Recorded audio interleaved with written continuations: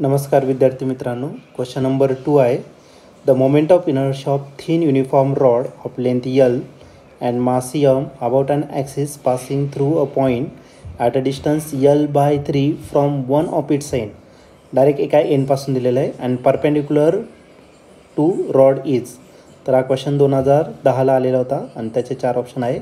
A option 7 ml²/48, second option ml²/9, third option ml²/12 आणि last option ml²/3. तर हा एंडपासून असणार आहे. तर याच्यासाठी आपण कशा पद्धतीने सॉल्व्ह करणार ते क्वेश्चन नंबर सेकंडमध्ये आपल्याला दिलेला आहे, एक रॉड दिलेला आहे, हा रॉड, आणि या रॉडच्या आपल्याला मोमेंट ऑफ इनर्शिया फाइंड करायचं आहे.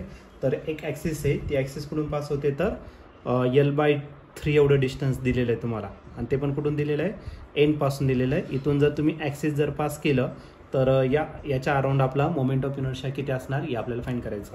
ॲक्च्युली आपण या ठिकाणी सेंटर घेतो, रॉडच्या सेंटरपासून जर ॲक्सिस जर पास केलं तर या ॲक्सिस याच्या अराउंड जो मोमेंट ऑफ इनर्शिया असणार आहे तर तो असेल तुमचा ml².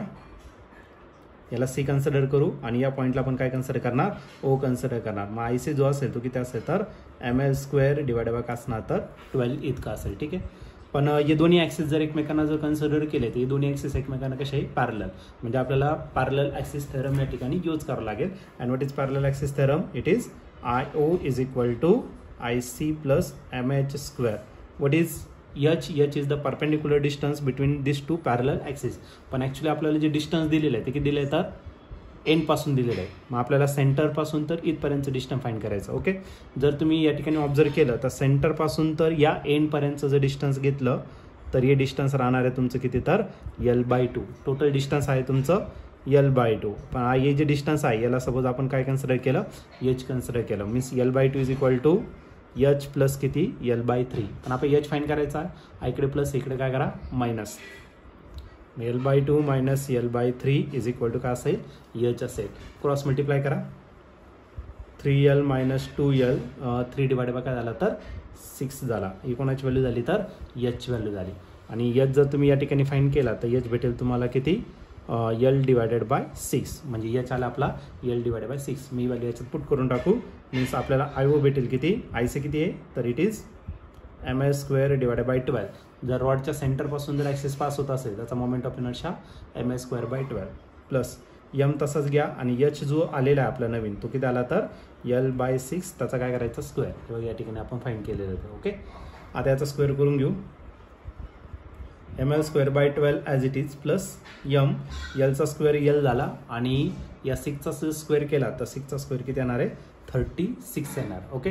ही स्टेप आता मी या ठिकाणी राईट करतोय या बॉक्समध्ये. ठीक आहे. तर 36 आणि 12 याचा जर तुम्ही LCM घेतला तर हा LCM किती येणार आहे 36च येईल. 12च्या टेबलमध्ये पण 36 आहे. ओके. 12 3 किती 36. म्हणजे या ठिकाणी काय करा तर IO जर घेतला, IO भेटेल तुम्हाला किती 3 ml².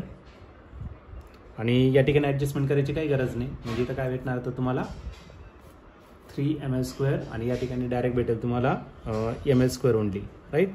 अँड डिवाइड बाय काय असणार तर तुमचं 36. LCM काढला आपण. ठीक आहे. 3 + 1 किती झाला 4 ml² डिवायडेड बाय 36. आता 4च्या टेबलमध्ये 36 आहे. 4 9 किती 36. म्हणजे आपला जो आन्सर असणार तो किती असणार ml डिवायडेड बाय 9. 4 9 36. म्हणजे या ठिकाणी जर तुम्ही ऑप्शनमध्ये जर चेक केलं तर ऑप्शन नंबर बी हे तुमचं काय असणार तर करेक्ट ऑप्शन.